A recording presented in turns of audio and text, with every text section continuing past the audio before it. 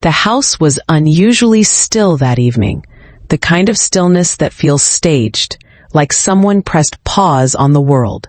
The lamp in the hallway flickered once, then held steady, spilling a pale light across the wooden floor.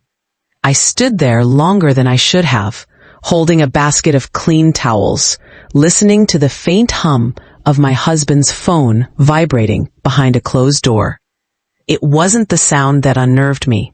It was the silence that followed, heavy, deliberate, like someone waiting to see if I heard.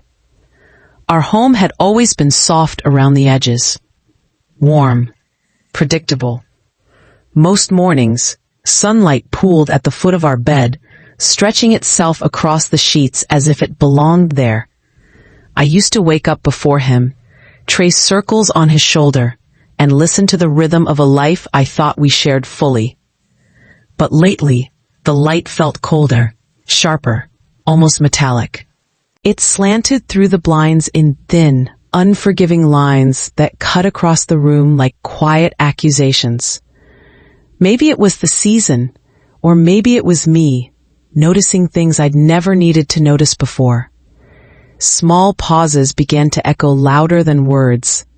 My husband would sit on the couch with the phone angled just slightly away from me, not blatantly hidden, but not meant for sharing either. His thumb moved in slow patterns across the screen, pausing longer than usual before replying. When I asked who he was talking to, he'd shrug. Just work, he'd say. But his eyes stayed glued to the dim glow in his hands, long after the message was sent. And then there was her, my best friend, who used to fill my home with laughter that rolled easily from room to room, now answered my questions with a soft thinning of her voice, as if each word had to squeeze through something she didn't want to admit. She started visiting at odd hours, staying for shorter times. She kept glancing at the clock, at her phone, at the door. Once, when I asked if she wanted to stay for dinner, she smiled. But her smile didn't reach her eyes, and her maybe next time floated between us like a fragile thing she was afraid I might touch. The changes were subtle, almost invisible if you weren't looking. And for a while I wasn't, because people you love are the easiest to trust and the hardest to question. I remember the night everything shifted. It was a Tuesday, a quiet one, the kind where the air feels thick and tired. I had just come home from the market, the bags digging soft lines into my palms. The house smelled of warm spices. I'd left a pot simmering on the stove before I left. As I pushed open the door, I heard it. Laughter. Hushed. Intimate. The kind of laughter shared between people who think they're alone. I paused near the doorway, letting the sound guide me. Their voices drifted from the kitchen, low and tangled together. She laughed again, my best friend, the same familiar lilt I'd known for years. But there was a softness in it this time, a warmth she hadn't used with me in weeks. When I stepped into the kitchen, the room froze. Literally froze.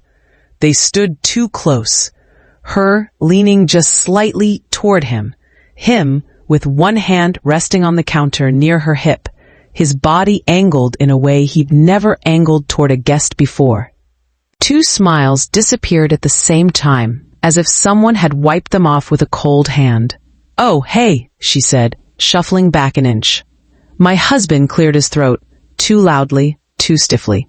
We were just talking. The words dropped like dull stones onto the tile floor.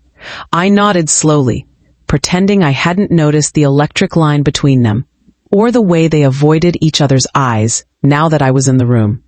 They both reached for the same glass of water, flinched, pulled back. Their laughter, whatever it had been, vanished completely, leaving behind a charged emptiness. It wasn't proof. It wasn't even a clue, really. Just a moment. One of those small, seemingly harmless moments that suddenly stings. But it was enough to settle a weight deep inside my chest. Small at first, like a bead of lead, And then, heavier, heavier. They talked for a few minutes after that, but their words had lost their ease. Everything felt rehearsed, polite, carefully arranged. Eventually she left early, hugging me quickly, her arms stiff, her breath shallow. My husband washed the dishes that weren't dirty. He kept his back to me the entire time. The house, once warm, now felt like it was learning how to lie. That night, I slept with my eyes open. Not physically, but in the way you do when your heart knows something your mind refuses to accept. The ceiling above me looked unfamiliar, as though someone had repainted it with thinning trust. I traced the cracks in the paint with my gaze, tiny branching lines that had been there for years. Still, they looked different now, more obvious, more honest. I thought about the early days with my husband, how he used to reach for my hand while driving, how he'd rest his head in my lap after long shifts, how he'd whisper my name like it was something precious. I thought about my best friend, how she used to stay up with me on the sofa, sharing secrets we were sure no one else would ever understand. I thought about us, the three of us, and how easily I believed our bond was untouchable. But bonds, I realized, don't break loudly. They fray first, quietly, one thin thread at a time. I lay there wondering when the first thread snapped. Was it the night she canceled plans without a reason? Was it the moment he changed his phone password and laughed it off? Or was it something even smaller? Something so ordinary I couldn't have noticed it then, but it had been unraveling everything ever since. The cracks weren't in the ceiling.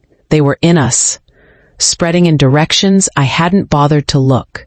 And the strange part, neither of them seemed afraid I'd hear any of it breaking.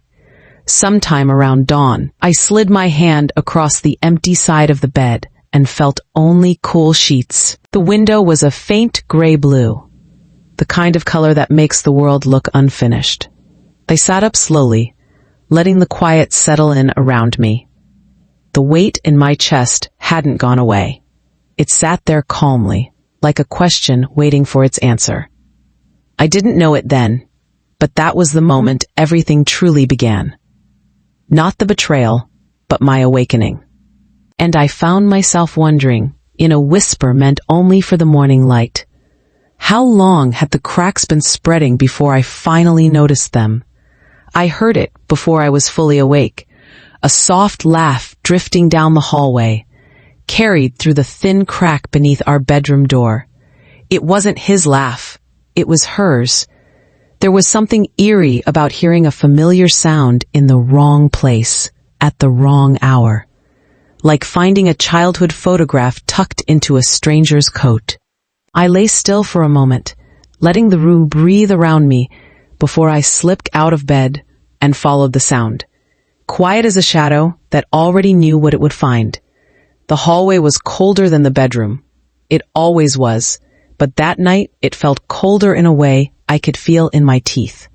My palm touched the wall out of habit, the paint chilled and smooth under my fingers, grounding me as I stepped closer to the living room. The house was dim, only the soft blue glow of his phone lit the space, washing his face in a color that made him look like someone I didn't know.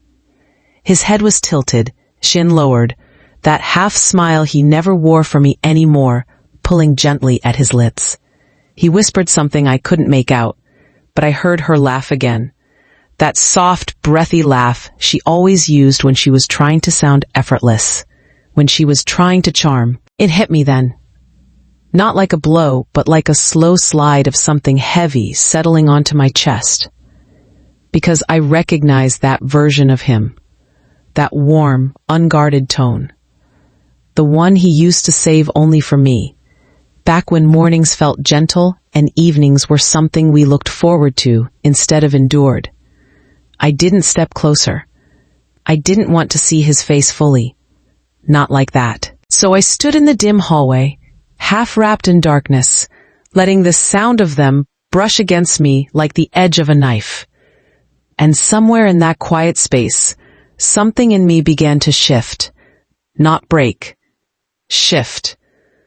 I didn't speak, didn't cough or shuffle, or make a single noise to remind him I existed.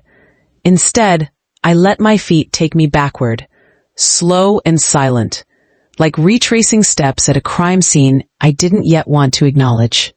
The floor creaked once beneath me, just once, and his voice paused on the other side of the wall. But it wasn't the pause of guilt or fear. Just listening, checking. A moment later, he laughed again. Her answering giggle slipped through the speaker like a secret being whispered under a door. Back in the bedroom, the sheets were still warm from where I'd been lying. They felt too soft, too comfortable for the kind of truth unraveling in my chest. I lay down, pulling the covers to my chin, listening for his footsteps. But he didn't come check on me. He didn't open the door to see if I was awake.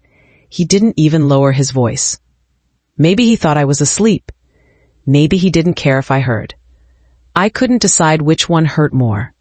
Staring at the ceiling, I let my mind move the way it wanted to, backward. Through years of shared dinners, late-night confessions, girls' outings with my best friend, the way she used to tease me about how much he adored me. The map redrew itself in my head, lines I thought were stable, beginning to warp, bend, connect in ways I had never noticed before. Moments that once seemed harmless took on new shapes. Her glances, his hesitations, the silences between them when they thought no one was paying attention. I didn't cry. Not that night. Tears require clarity, and all I had was fog. Thick, cold, creeping fog that curled around every memory they had ever touched. Sometime near dawn, he came into the room. The mattress dipped with his weight. He smelled faintly of coffee, my coffee, the one I brewed before going to bed. "Did I wake you earlier?" he whispered. His voice was soft, almost tender. Almost. I kept my breathing slow and even, pretending to be asleep. It felt strange, pretending for a man who had been pretending for who knows how long. He brushed my shoulder with his fingertips, a gesture that once would have made me smile in the dark. But now it felt out of place, wrong, like a borrowed gesture meant for someone else. When he finally settled beside me, I opened my eyes just enough to see the faint outline of him, staring up at the ceiling, like it held all the answers he couldn't say out loud. And that was when it hit me, the piece I hadn't been able to see clearly before. He wasn't nervous. He wasn't conflicted. He was comfortable. Comfortable enough to use that tone with her. Comfortable enough to sit out there, talking to her, trusting I wouldn't wake. Comfortable enough to lie beside me afterward, without shifting under the weight of what he'd done. But comfort can be a confession. Sometimes louder than guilt, sometimes sharper than truth. In the morning, the world arranged itself as if nothing had happened. He made toast. She arrived with iced coffee in her hand, smiling at me with that easy, practiced warmth. And when they said hello to each other, their masks slid into place so smoothly it almost looked rehearsed. I watched them from across the kitchen island, their movements too in sync, their smiles too balanced. Why did they think I wouldn't notice? What version of me had they built in their minds, quiet enough, trusting enough, blind enough, to keep their secrets safe? Later that night, after the dishes were washed and their laughter had faded from the walls again, I found myself standing in the same hallway where it all began. The house felt different, emptier, as if a draft had swept through and taken something with it. I pressed my hand to the wall, the paint colder than before. In that quiet, I realized something simple, something steady. Cracks don't form all at once. They spread quietly, like a secret learning how to walk. And once you finally see them, You can't unsee anything at all. The question lingered in the stillness, soft but unignorable. If this was only the echo, what would the real break sound like when it finally came? The moment I unlocked her apartment door, the air greeted me before anything else did. A soft cloud of perfume, warm, floral, and unmistakably hers, still hung in the hallway like she had only stepped out a heartbeat ago. It clung to the light, to the furniture, to the silence she left behind. I stood there for a long second, letting the scent wrap around me. It felt strange, stepping into a space she trusted me with, only to discover it was the one place that would finally stop trusting me back. She'd rushed out that morning, calling me between breaths, asking if I could grab a file she'd forgotten for work. Her voice was familiar, too familiar, warm in a way that used to comfort me. Now it simply pressed against my ribs, tight and insistent, as if it was carrying a truth I wasn't ready to hold. Her apartment was neat in the way she liked things. Blankets folded, glasses turned upside down on the rack, curtains pulled just wide enough to let soft daylight in. Nothing dramatic, just a quiet, organized life. My footsteps were slow, almost reluctant, as I made my way to her desk. I'd been here 100 times over the years, helping her choose outfits, drinking tea on her balcony, laughing at nothing for hours. I knew where she kept her pens, her old birthday cards, her unworn earrings. So when she told me the file was in the top drawer, it made sense. It always was. The drawer slid open with a soft sigh. There it was, the blue folder she needed. But when I lifted it, a small envelope slipped out, sliding across the desk and landing at my feet.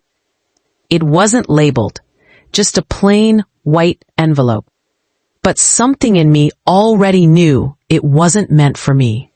I picked it up anyway.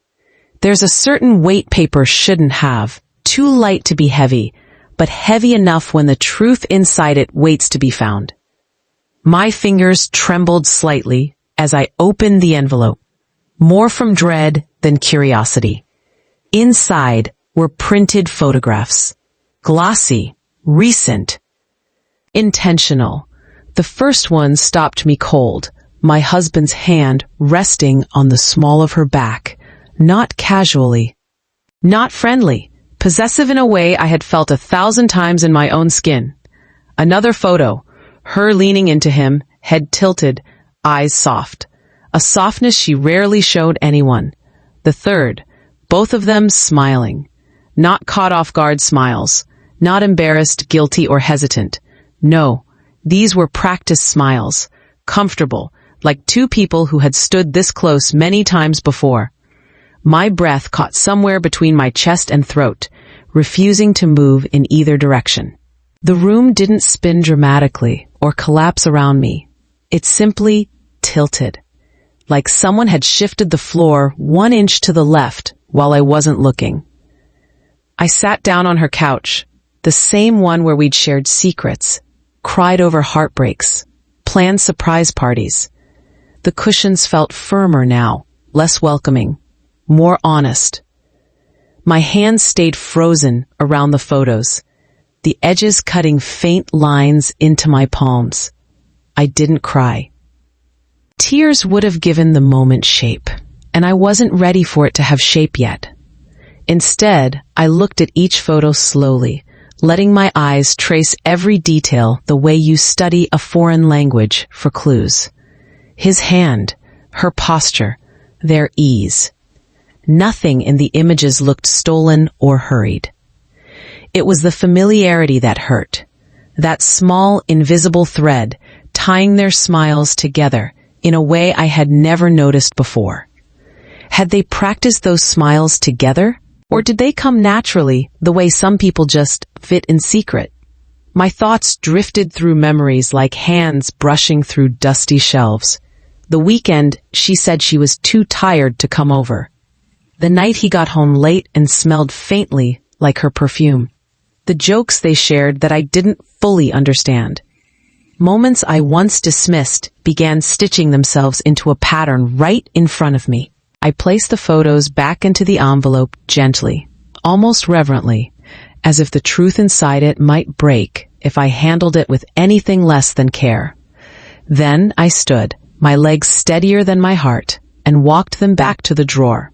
I slid everything into place exactly as it had been. The notebook, the envelope beneath it, the file on top, like I'd never been there at all. Because she didn't need to know I'd seen her truth. Not yet. Not like this. Before I left, I stood in her doorway again. Her perfume had already begun to fade, dissolving into something softer, something harder to name. I inhaled once, slowly, letting the last trace of her drift through me. It wasn't the betrayal that stung the most. I realized that, standing there, with my hand on her doorknob. It was the happiness in their faces, the kind reserved for people who no longer needed to hide. A happiness built in the cracks of my trust. As I locked her door and stepped into the hallway, the air felt colder, sharper, almost expectant. Some truths hurt because they're sharp, but others hurt because they're gentle.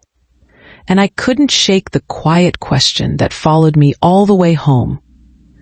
If they looked that happy together in photos, how long had they been practicing happiness without me?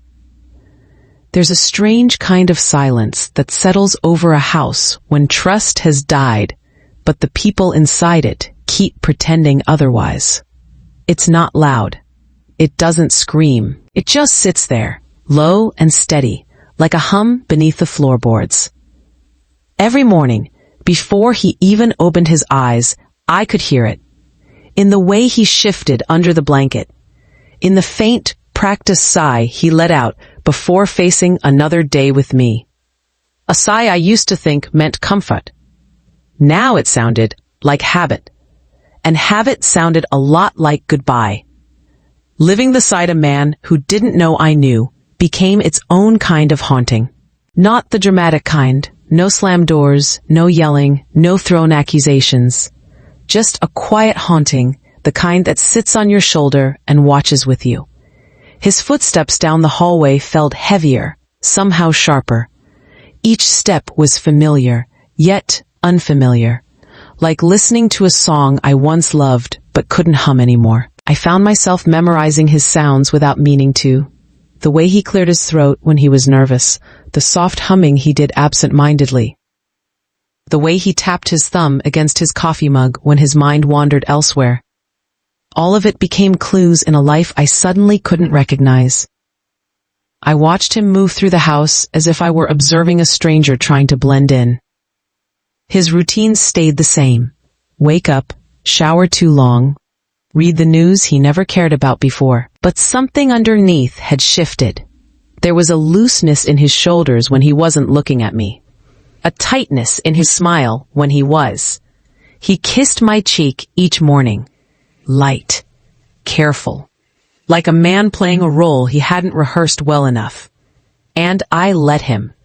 Not because I believed him, but because the silence between us had grown thin, stretched tight, and I wanted to see how long it would take before it snapped.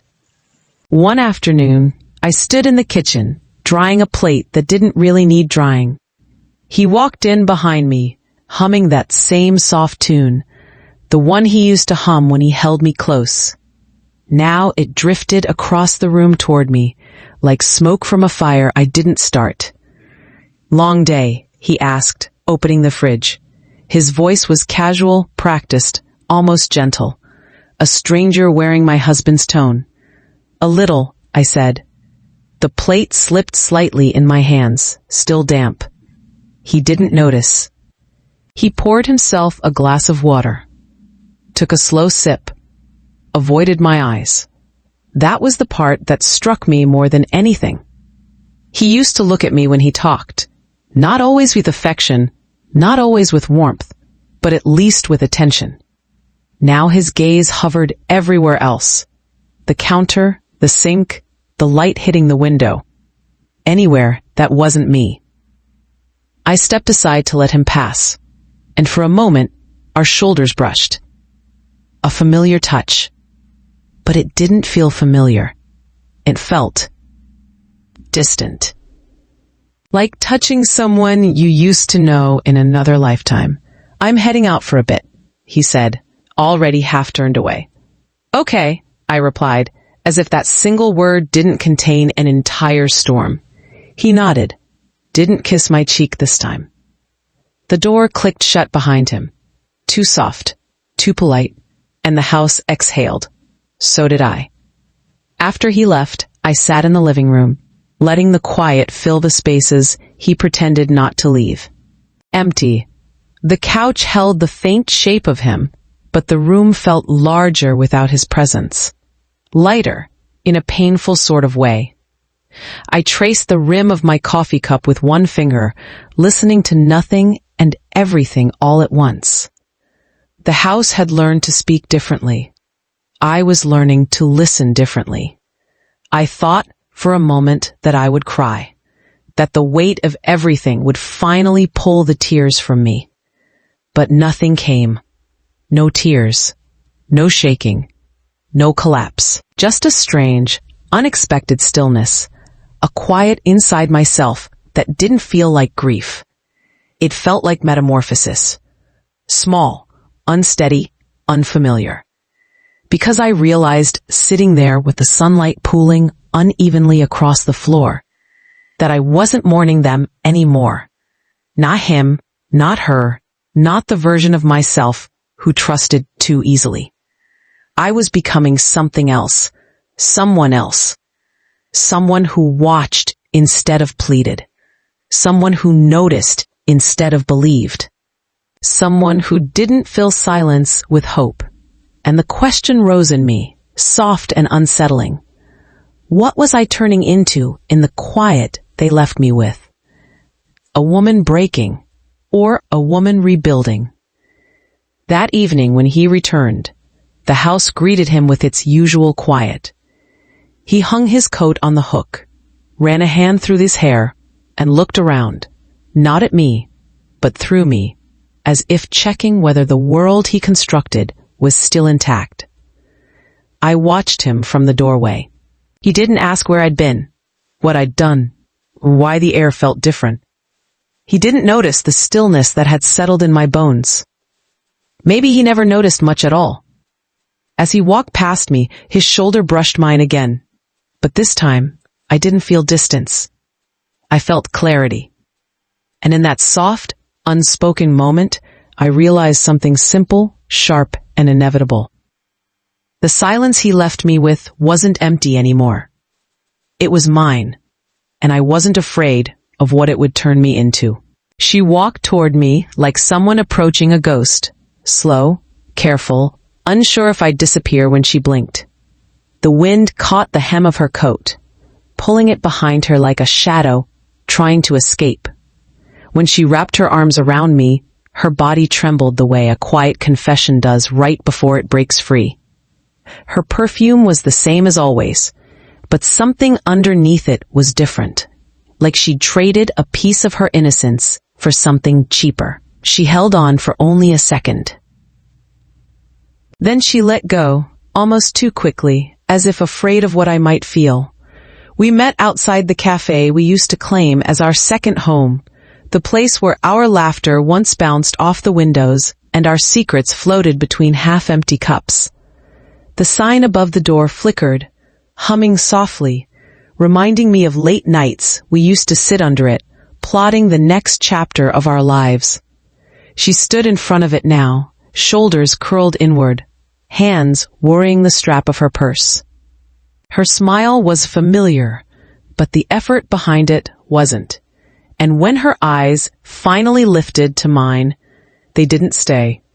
They darted away like birds startled by their own reflection. Inside, the cafe smelled the same. Roasted beans, warm sugar, old wooden tables carrying years of conversations. She chose a corner booth we always avoided because it felt too exposed, too honest. Maybe that's why she picked it now. Maybe she didn't trust herself in the places we once loved. I slid into the seat across from her, and for a moment Neither of us spoke. The clatter of cups around us filled the quiet, but it couldn't soften the tension in the air between us. I watched her wrap her hands around her mug like she needed it to steady her, and I wondered how long she planned to pretend this was just a normal reunion. She began talking before the steam even lifted from her cup. Fast. Too fast. Words tripped over each other. Work updates, new hobbies, funny things her neighbor's dog had done. Things she never would have bothered telling me before. Her laugh came sharp and quick, like it had been rehearsed in the mirror on her way here. I nodded slowly, letting her speak, letting her hide behind all the things she thought would distract me. Every few minutes, she reached up to tuck her hair behind her ear, even when it wasn't in her face. Nervous habit. One I'd seen 100 times, just never this relentless. She avoided my eyes with the precision of someone carefully stepping around broken glass. Looking at the chair beside me, then the ceiling, then the window. Anywhere but directly into the truth sitting across from her. The waitress came by to refill our water, and my friend jumped like she'd been caught stealing something. Her spoon clattered against the saucer. She laughed again, louder this time, apologizing to no one in particular. I stirred my coffee slowly, watching the surface ripple, watching her reflection tremble inside it. She kept talking, but her voice grew thinner, stretched too tightly over a story she didn't believe herself. A story where nothing had happened. A story where the ground between us hadn't shifted. A story she thought she could still control. At one point, she reached across the table and touched my hand, just for a second. Her fingers were cold, much colder than the room should have allowed. "I've missed you," she whispered, the words barely landing between us. Her smile faltered after the last syllable, like even she knew it wasn't enough to cover everything she'd broken. I lifted my eyes to hers, and for a moment, she forgot to look away. There it was, the guilt she'd carried like a stone in her pocket. Heavy, obvious, pulling her whole face into something she couldn't smooth out. Her breath hitched, just slightly. And I knew she saw something in my expression, something quiet, something patient, something that made her shoulders stiffen.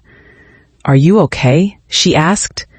The question came out uneven, as if she wasn't sure who she was asking, me or herself. I offered a small smile, soft, measured. "I'm listening," I said. She blinked, then swallowed so hard I heard it. Her hands retreated to her lap. She stared down at the table, tracing a scratch on the wood like it held an escape route. The silence between us grew thick, not heavy enough to break her, but enough to start cracking the surface. She opened her mouth to speak, closed it, opened it again, but no confession came, just a shaky exhale, and the smallest tremor in her voice when she said, "It's just, things have been complicated lately." I nodded once more, letting her twist in the quiet she'd created. Outside, the sky had shifted, clouds pulling across the sun like curtains closing over a stage. She didn't notice. Her eyes stayed fixed on her half-empty cup, as if it held a version of herself she still wanted to find. I took another slow sip of my coffee, let the warmth settle in my chest, let the silence stretch a little further. She fidgeted, pulling at the sleeve of her sweater. Her leg bounced under the table, restless, searching for a rhythm she couldn't keep.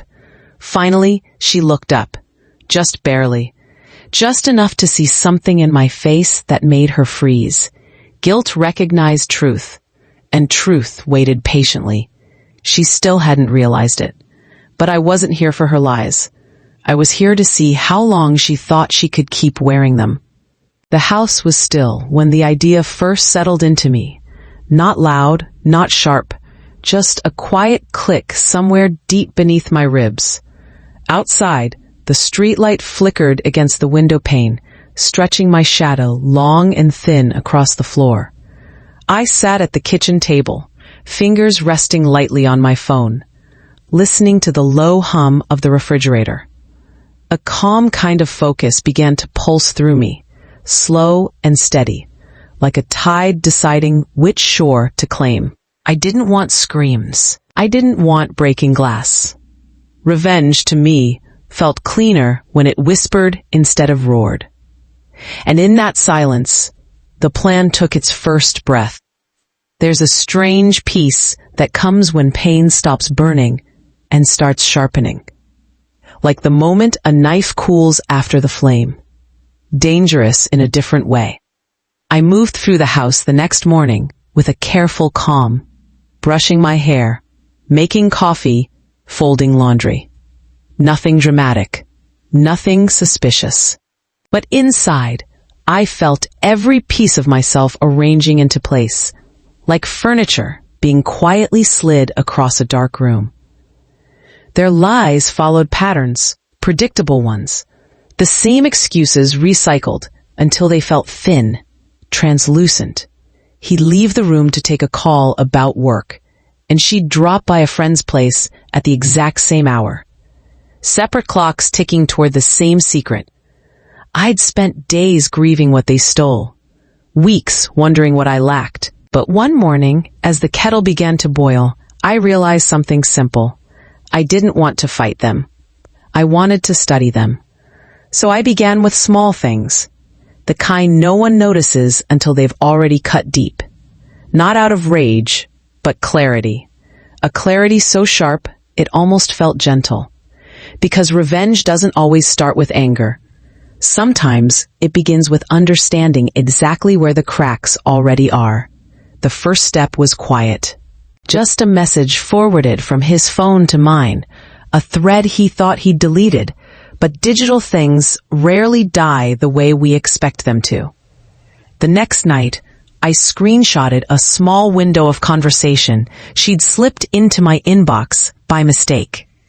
Or maybe it wasn't a mistake. Maybe her guilt had started spilling into her fingers. I saved everything carefully, tucked away like delicate pieces of evidence pressed between the pages of a book. Not to expose them yet, but to give myself a map. I watched them move through their days with the calm attention of someone learning a new language. The way he checked the clock at 7:45 every night. The way she avoided using certain words around me. Words that once belonged only to us. Patterns, threads, rhythms. I began crafting invitations disguised as kindness. Little gestures that led them exactly where I needed them to go. A dinner planned for a night I knew he'd claim to be working late. A small favor I asked her for at the same time, knowing she'd decline for a reason she believed sounded plausible. And every time they lied, they didn't see me memorizing the tremor in their voices. They didn't notice the way I watched the spaces between their sentences instead of the words themselves. Revenge shouldn't be rushed. It should unfold like a slow exhale. Patient, steady, inevitable. One evening, I found myself sitting in the living room alone. A soft lamp glowing beside me, casting warm light across the carpet. The quiet was comforting, almost companion-like. I opened the folder on my phone. Not to compare, not to ache, but to study. Everything I needed sat there neatly, arranged with the precision of a puzzle waiting for the final piece. But as I scrolled, something shifted. Not guilt, not doubt. Something else. Something darker and cleaner. I wasn't angry anymore. Anger burns too fast. What I felt was colder, more deliberate. I closed the folder and placed the phone face down on the table. My reflection stared back from the dark screen, calm, unbothered, unreadable. Is this still me? I whispered into the room. The lamp flickered once, as if answering. I thought revenge would twist me into someone unrecognizable. someone bitter, someone shattered. But the opposite happened. I felt collected, quietly in control, almost graceful in the way I navigated their lies, as if each one brought me closer to something I needed to see. I had always loved gently, forgiven easily, believed deeply. But now, I moved differently, soft, thoughtful, intentional. Every step part of a path neither of them knew they were walking toward. And somewhere inside that stillness, a single question began echoing through me. When everything was finally in motion, would they even recognize the woman who set it all in place? Later that night, I stood by the window watching the street below. Cars passed slowly, their headlights brushing the walls with quiet strokes of white. The world outside kept moving, unaware of the shift happening inside me. Behind me, the house lay in darkness, rooms filled with secrets I no longer feared. I traced my fingertip along the cold glass, feeling the faint vibration of distant traffic. The plan wasn't finished yet, not even close. But its outline was clear enough to follow, steady as a heartbeat. I breathed in deeply, letting the cold air steady me, letting the silence answer questions I hadn't spoken aloud. When the moment came, when the final piece slid into place, I wondered who they would see when they looked at me. The woman they betrayed, or the one they never saw coming. The dining room felt unfamiliar that evening, as if the walls were leaning in a little too close, listening. I had polished the silverware twice, adjusted each candle until the flame stood perfectly straight. The plates glowed under the soft, warm light, untouched, waiting. When the doorbell rang, the sound drifted through the house like a warning. I smoothed my dress, breathed once, slowly, and let the air settle inside my chest. This wasn't a night for shouting or chaos. It was a night for clarity, laid out gently, like place settings on a table built for truth. And I opened the door with a smile that didn't tremble. My husband arrived first. He stood in the doorway with a bouquet of grocery store flowers he hadn't bothered to unpackage. He smiled too quickly, too wide, the corners of his mouth tugging upward before his eyes had time to follow. "Smells great," he said, stepping inside. The kitchen timer wasn't even on, but I nodded anyway.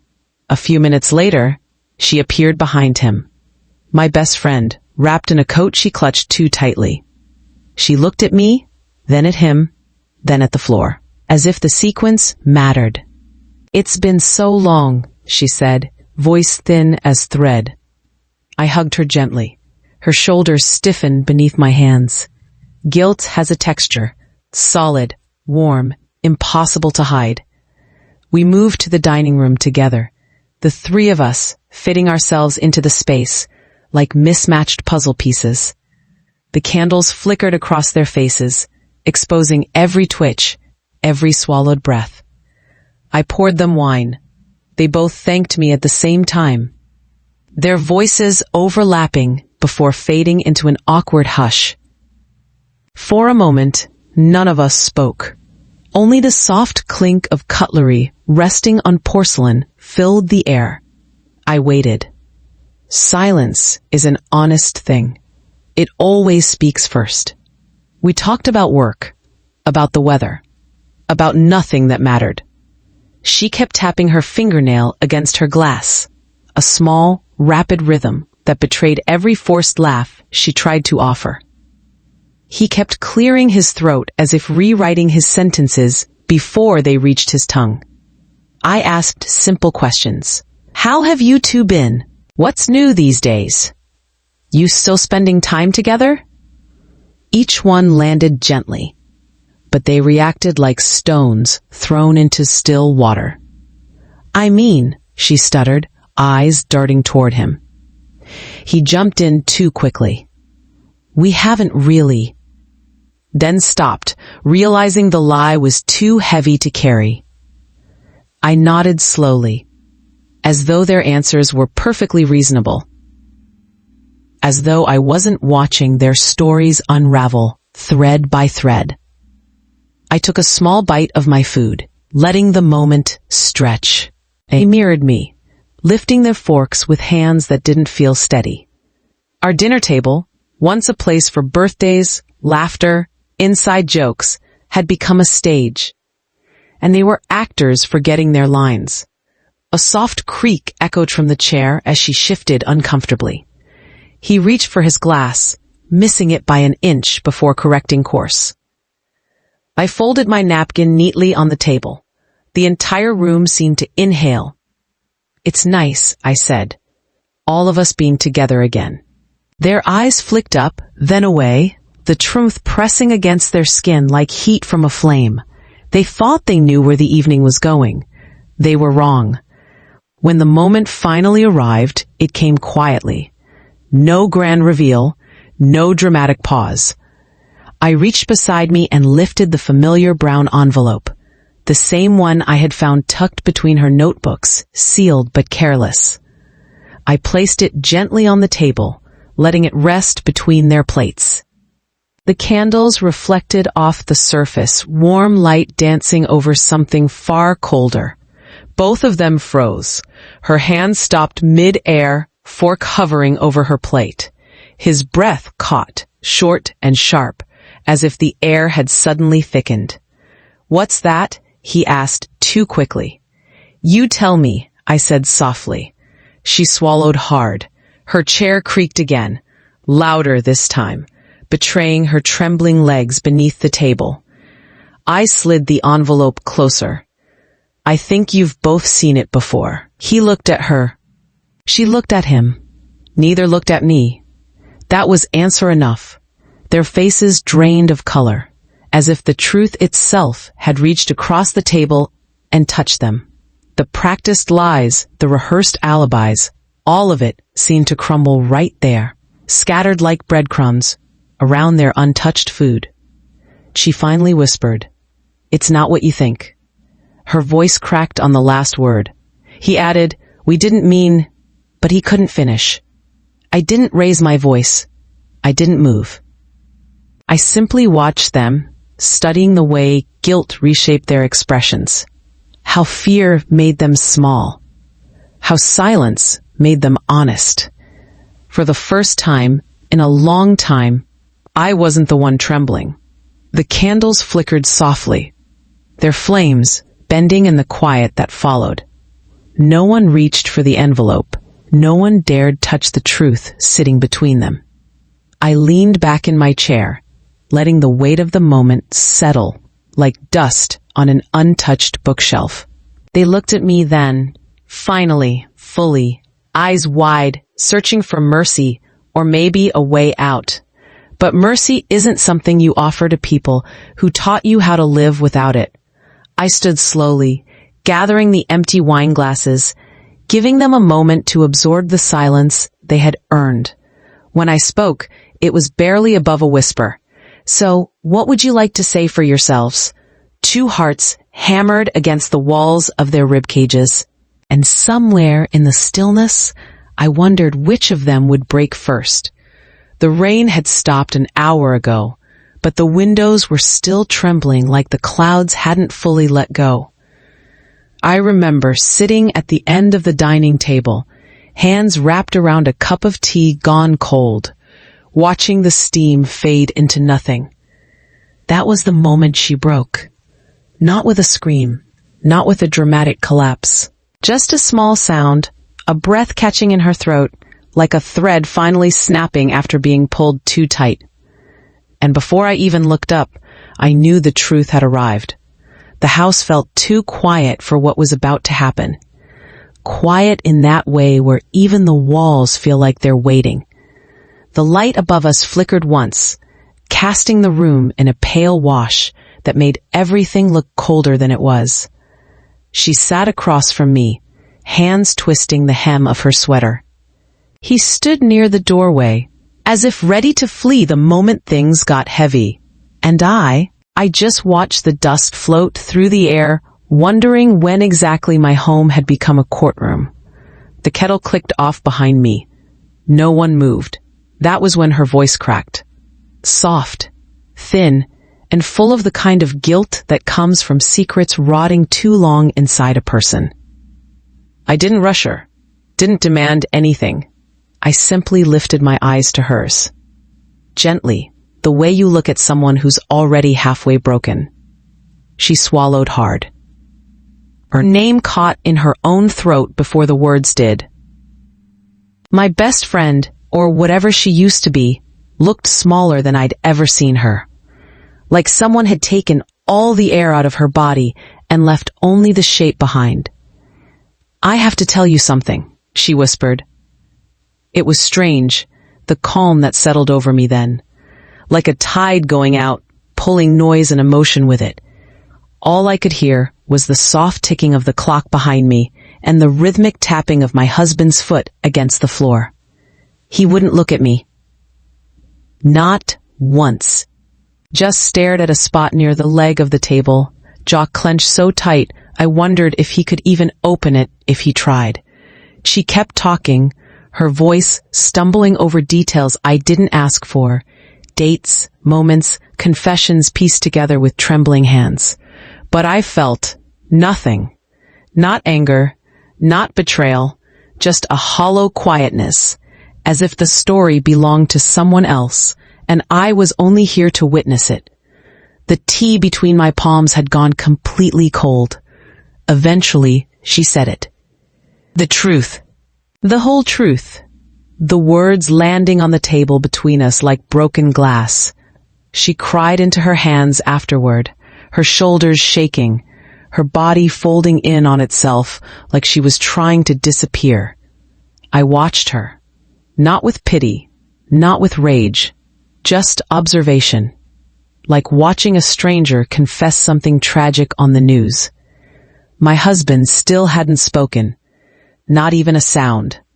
His silence was louder than her sobs, a thick, heavy weight hanging between the three of us. For a moment, I studied him, the way his chest barely moved, the way his hands stayed buried in his pockets, the way his eyes flicked to the window, but never to me. Guilt has a shape. I could see it settling over him like ash. When he finally opened his mouth, all he managed was my name. Just that, and it came out so quietly, as if he wasn't sure he had the right to say it anymore. Their apologies overlapped, her voice frantic and breathless, his low and broken. But none of it pierced me. It all drifted around me like smoke from a fire someone else had lit. I leaned back in my chair and let their words fade into the aftermath. For the first time since I walked into the room, I exhaled fully, not a shaky breath, not a wounded breath, just release. Because somewhere in the middle of their confessions, something unexpected had begun to bloom in me. Not grief, not bitterness, but freedom. The kind of freedom that comes when something heavy finally drops and you realize you'd been carrying it far longer than you knew. Their voices blurred together, a mixture of regret, excuses, and half-formed promises no one asked for. I watched them, both of them. Two people who once meant everything to me, now struggling like strangers who had been caught in a crime. And the thing that unsettled me most was how detached I felt. Like I had already crossed a line they didn't know existed. A line where their actions didn't shape me anymore. Where their guilt wasn't mine to absorb. Where losing them didn't feel like loss at all. When their confessions slowed, when the room softened into silence again, I finally spoke. Not to accuse, not to demand, just one quiet question. Why does this feel like the first time I've been able to breathe? Neither of them had an answer. I stood up slowly, the chair scraping softly across the wooden floor like it was tired of being still. Their eyes followed me, hers wide and pleading, his dark and heavy with shame. But I didn't look back. I walked to the kitchen window, pushed it open, and let the cool evening air wash over me. Outside, the street was empty, just a few puddles glistening under the streetlight, reflecting a world that felt strangely new. Behind me, they whispered my name again, but their voices sounded far away, like echoes from a place I'd already left. Freedom doesn't always come with celebration. Sometimes it comes in a quiet room after the truth has finished breaking everything that needed to break. And as the breeze brushed against my skin, one question settled deep in my chest. If this was freedom, what came next?